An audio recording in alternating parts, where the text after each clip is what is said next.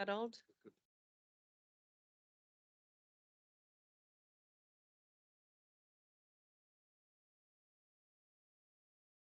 Right.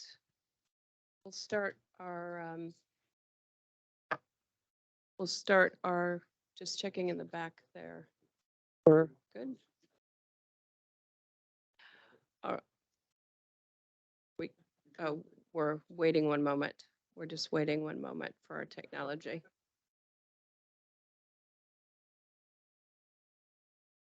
Good.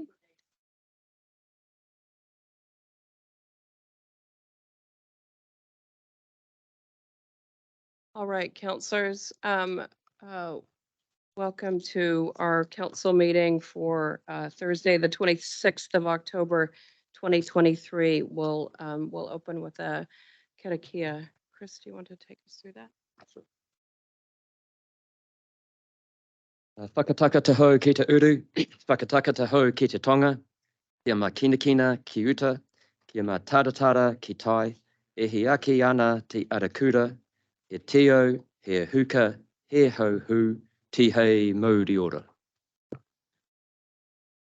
And thank you for that. Before we get into the business of today's meeting, I'd like to just take a moment to acknowledge the passing of Hugh Vercoe. So Hugh passed away over the weekend. First, to his family, and on behalf of the Waikato Regional Council, I extend our deepest sympathies. Erere kau atuana, te reo aroha, kia koto katoa I tenewa. Hugh entered local government in 1992, driven by a desire for change. He spent 6 years as chair of the Morrinsville Community Board, and then a remarkable 15 years as mayor of Matamata-Piako. He followed that with 9 years as a Waikato Regional Councilor for the Waihau constituency. After 30 years of service, he retired from politics at last year's local government elections. Waikato communities were blessed with his service. He brought insight and experience to every table he sat at, including this one. He was generous with his time and sage with his advice, something that I, as a new counselor last triennium, really valued.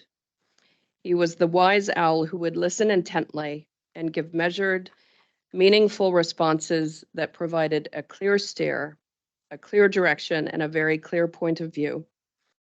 There were several things Hugh, as a counselor, advocated passionately for: civil defense and transport. While at the helm of the Civil Defense and Emergency Management Joint Committee for 12 years, Hugh advocated strongly for increased investment in civil defense in the region, and with a team of professionals on board, he had total confidence that every aspect of an emergency would be managed well. For 9 years, he chaired the Regional Transport Committee. I know he was proud of the significant growth and development in regional land transport during this time. It was under his leadership of the Regional Transport Committee that sign-off was received for the completion of the Waikato Expressway, an enormous roading program supported by government. Hugh also championed the launch of interregional passenger rail and was pleased to see the steady growth in numbers on Tahuya. He brought to his political roles experience as a successful sheep, beef, and dairy farmer in Tauhei, as well as business acumen as the owner of a Morrinsville finance company and later co-owner of a newspaper. And of course, his military background brought a level of discipline and organization to all that he did. Nō reira e te rangatira e Hugh.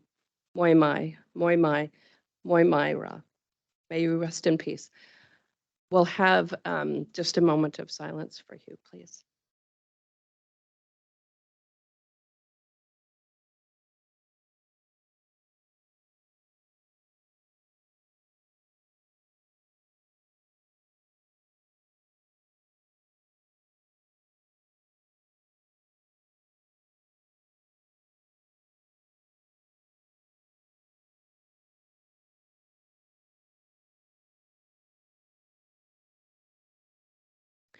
Thank you, counselors. Thank you, staff, and thank you to Hugh. All right. So we'll proceed with our meeting for today, the 26th of October. Apologies, I believe we have apologies for lateness from Councillor Mahuta and apologies for absence from Councillor Downard. Do I have a mover to accept that? Councillor Cookson, Councillor Hughes, all those in favor? Opposed? Carried. All right, now we've got confirmation of the agenda. Now I've got Janine coming forward because we did have item 9.7, which was the adoption of the 2022-23 annual report. And we've had some delays in receiving that. So I believe we're going to pull that item from the agenda. But Janine, can you just talk us through the situation? Yeah, thank you, Madam Chair, and good morning, councillors. So through the process to prepare the annual report, one of the key matters that we've been dealing with has been the revaluation of our infrastructure assets, which has resulted in a significant uplift, as elected members will be aware. We've been working through a number of conversations with Audit New Zealand around the technical treatment of that as to whether it's a current year adjustment or a prior period adjustment.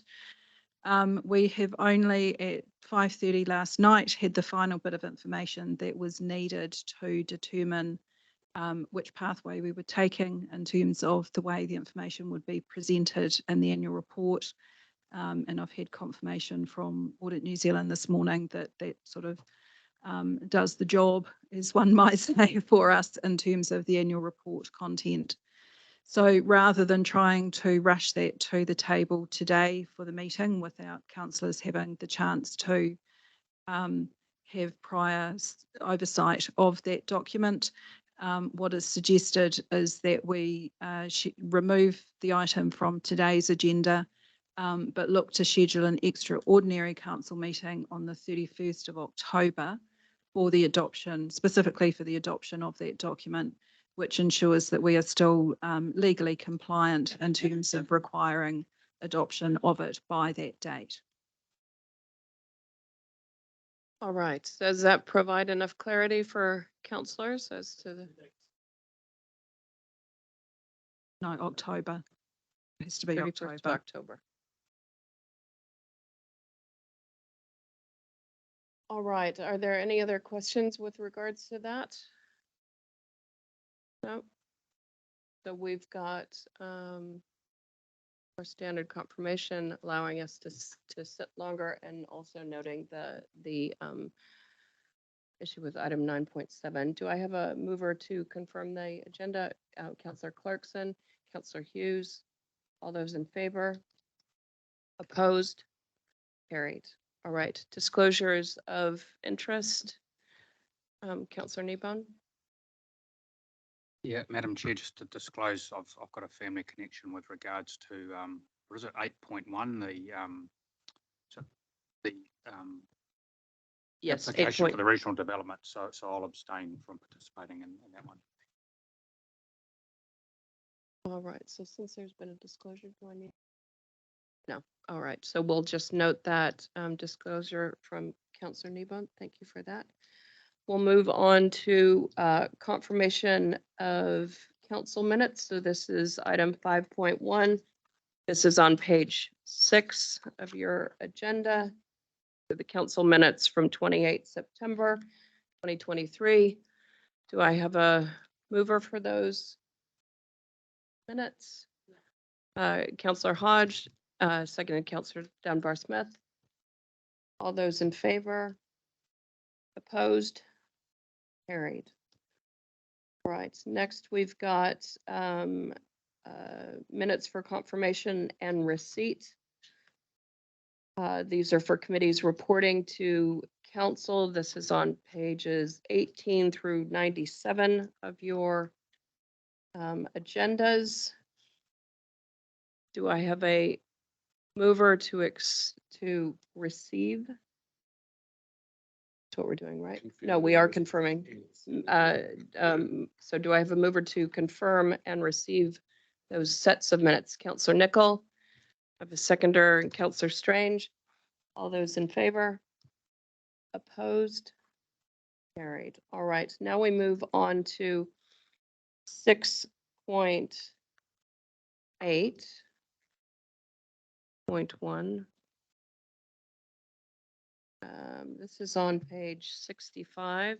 Sorry, just trying to get myself sorted here. 65.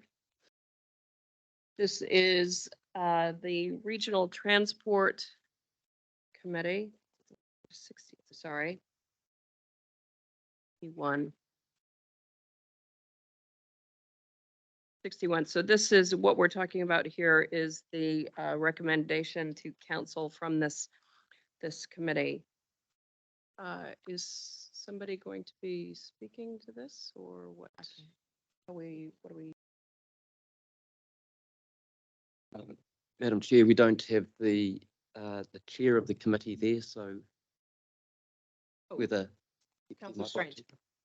Councillor Strange is deputy chair of that committee. Would you like to speak to this? Yeah, I would. Thank you. Yeah, at the last RTC meeting, we had a report from staff about the Community Transport Fund, which is in its first year of handing out money to those valuable community transport groups from every area of our region. So these are the people who do the tireless work of transporting public to health appointments, to other appointments that they may need to go to. And in the past, we haven't recognised the tireless work that they do. However, we recently established this fund to recognise the work that they do and empower them to keep doing the work that they do. And as a result, the fund was all used up. It was subscribed, as we heard in the report. But the concern was that only 50% of the actual transport providers applied to the fund this time round, and it was fully subscribed. So the feeling of the committee was to consider increasing that fund through the long-term plan process. It wasn't discussed what year that might happen. However, it was recognised that 200,000 with inflation not built into that fund is not going to go far through the next 3 years. So there was general support, full support around the committee that we should look to increase the fund from 200 to 300,000 through the long-term plan process, recognising that in these times of increasing fuel costs, that these providers do a tireless work in every community throughout our region. Mostly they're from smaller rural communities. Coromandel has a lot going for it up there as well. And they do the work that we can't do in big buses and we can't do through other transport means, through the public transport. Community transport is also recognised through the Regional Public Transport Plan as helping us to fulfil our vision as well. Last triennium, it was noted that public transport did seem to be very Hamilton-centric. So last triennium, we worked really hard to increase that reach to more of our rural communities. And community transport is a wonderful way to really do that. So I would urge you all to consider the motion for us to consider it through the long-term plan process. So we're just looking at 8.3. Yeah. So just a question. So you've used the word consider. The motion or the recommendation that's come through says increase. Did you want to insert the word consider increasing? Yeah, I think that would be a respectful way to go, seeing as it's our council's decision. The committee wanted it in the process somehow, noting that it was absent in this long-term plan.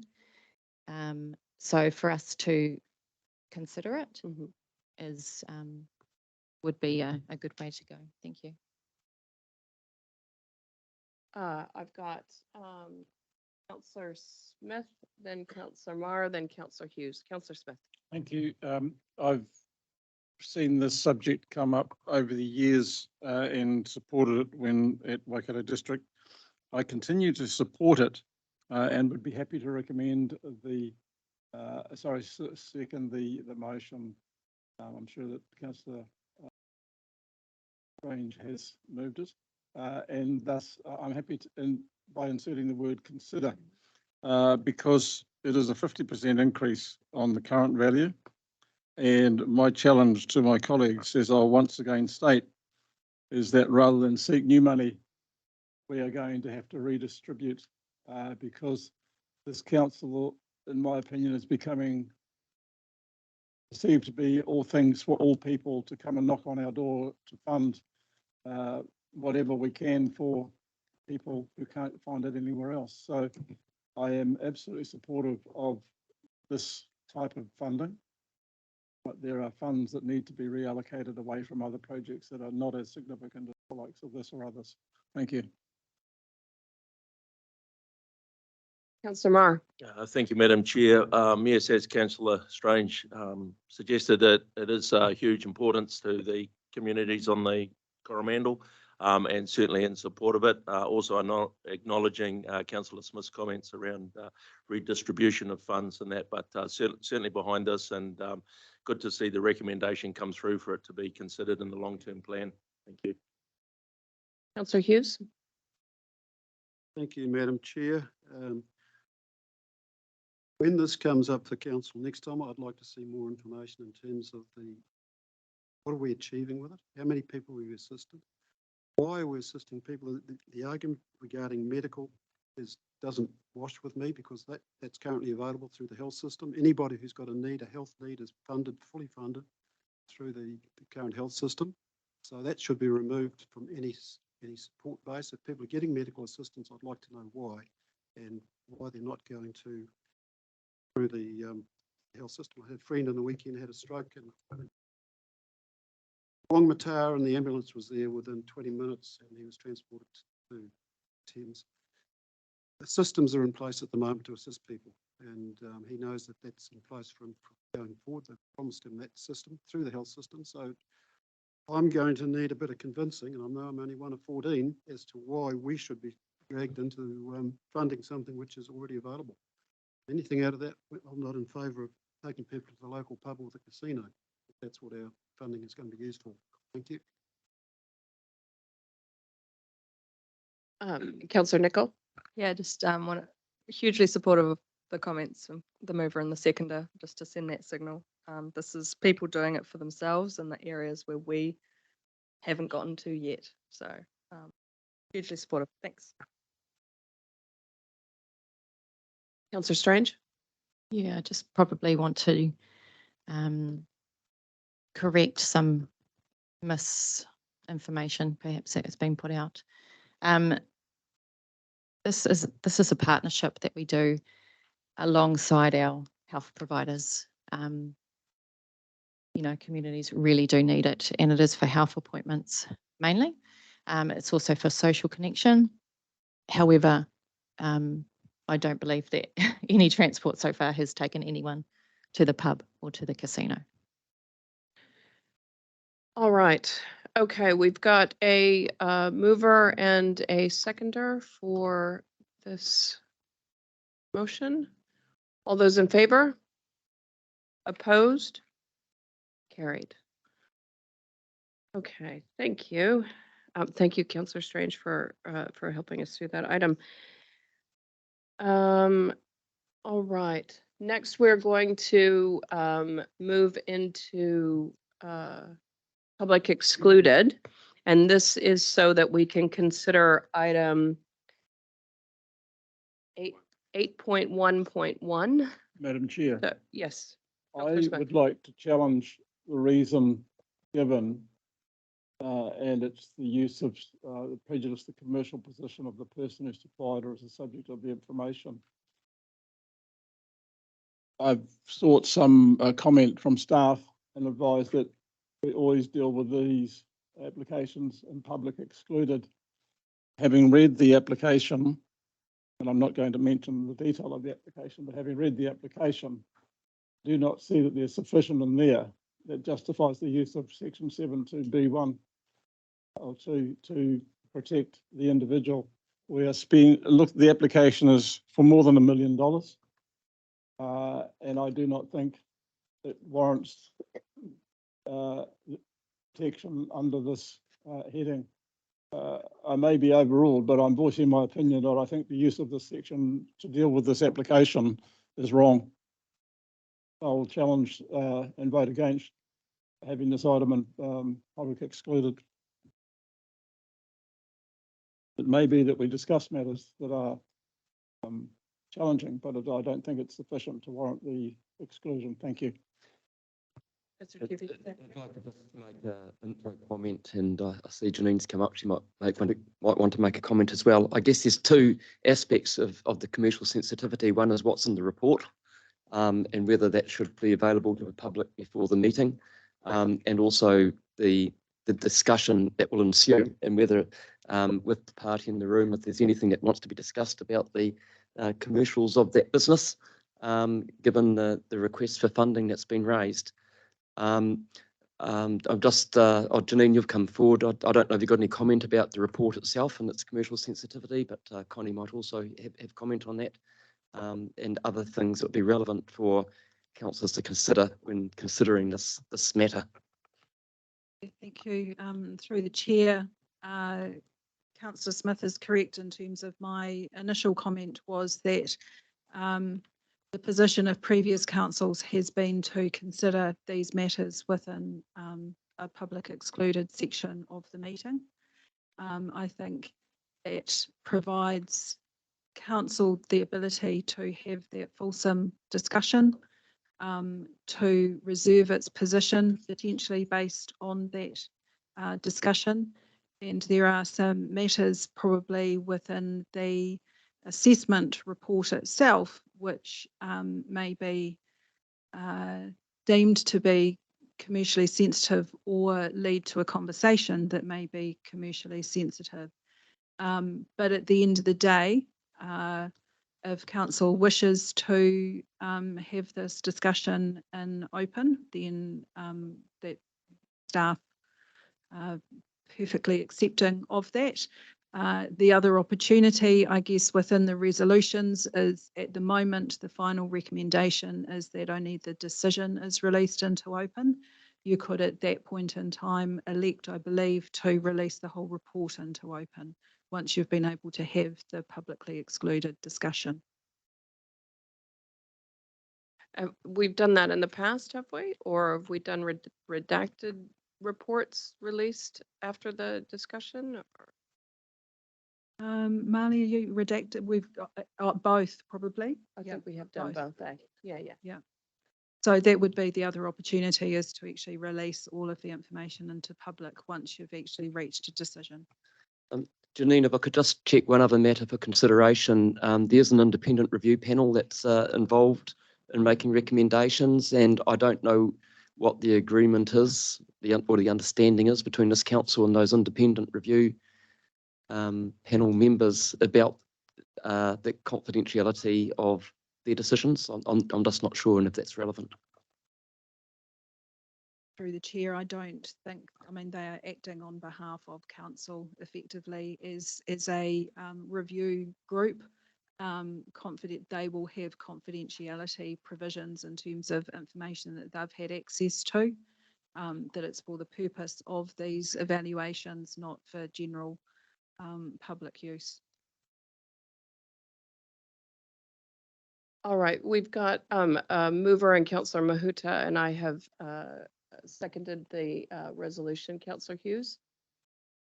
I'm uncomfortable with the notion that if we deemed it was appropriate for this report to be considered in public excluded session initially, that we should change that at this late stage in proceedings. I don't believe that's fair on the authors of the report or the proposers of the report.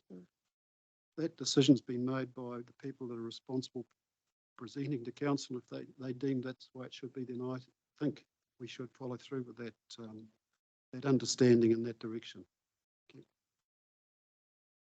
All right, we've got a mover and a seconder to move into public excluded. All those in favor? Opposed? Carried. Right, so we'll move into public excluded. We'll just give a second to get our technology sorted.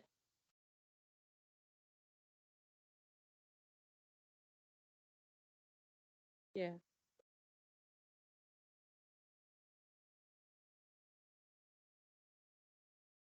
Yep. Bang on. That would be an appropriate option would be to stay in the room but don't participate in discussions or decision making. Kia ora.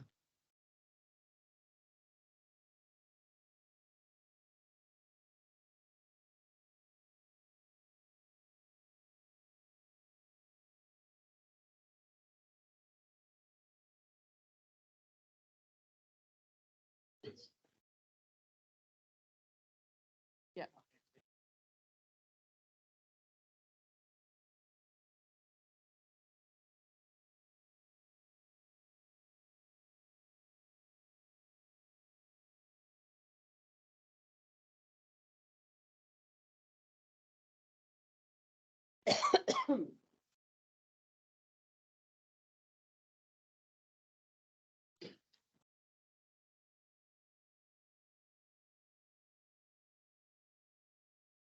I'm just gonna put this here. For you and I both. Oh, I